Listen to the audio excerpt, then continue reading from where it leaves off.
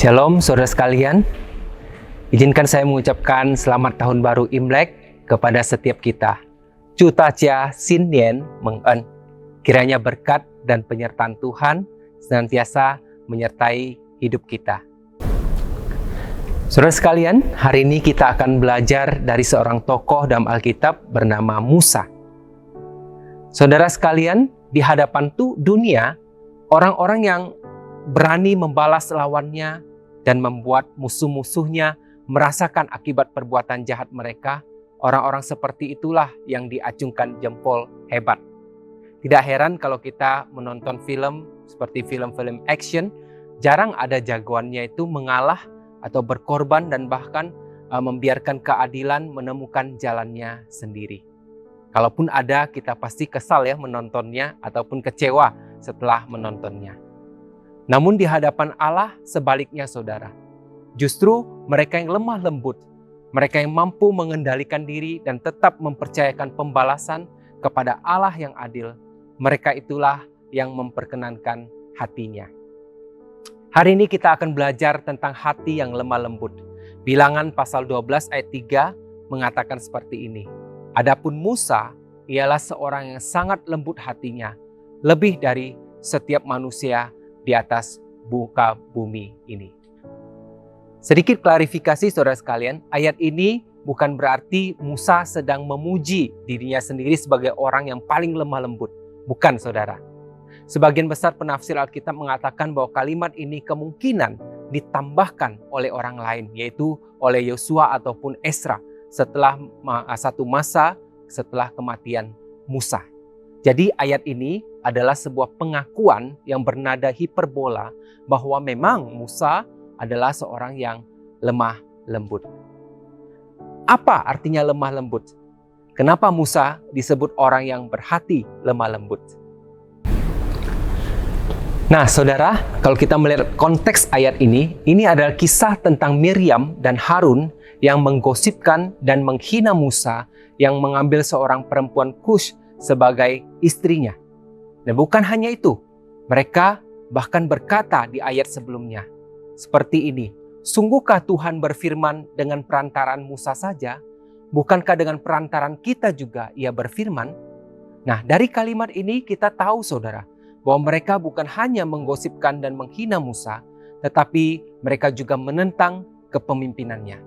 Kira-kira mereka ngomong seperti ini, emangnya hanya Musa saja?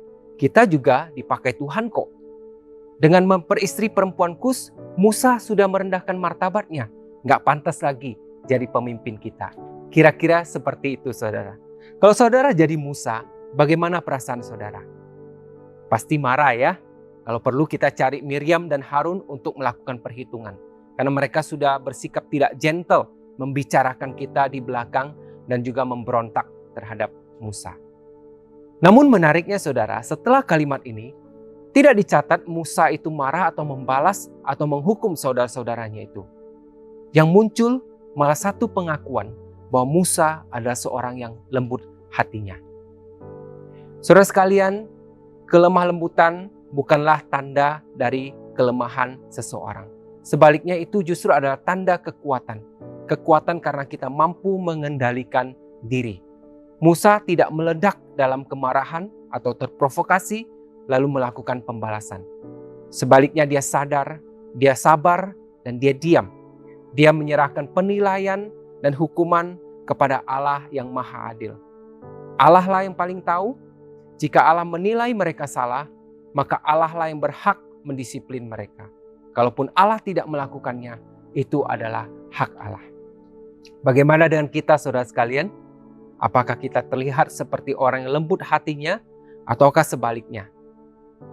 Kelemah lembutan itu bukan pilihan saudara. Kelemah lembutan juga bukan bawaan genetik saudara.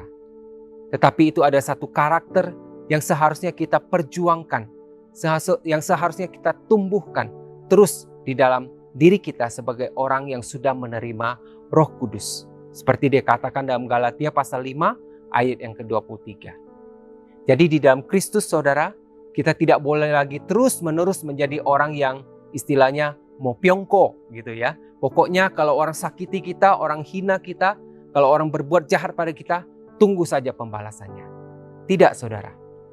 Tuhan Yesus sendiri di atas kayu salib, dia rela menelan ketidakadilan yang paling tidak adil, penghinaan yang paling hina, dan pengkhianatan yang paling keji. Dan dia tetap diam, tidak membalas sedikit pun. Agar kita tahu bahwa kita pun bisa menahan diri dan memiliki hati yang lembut.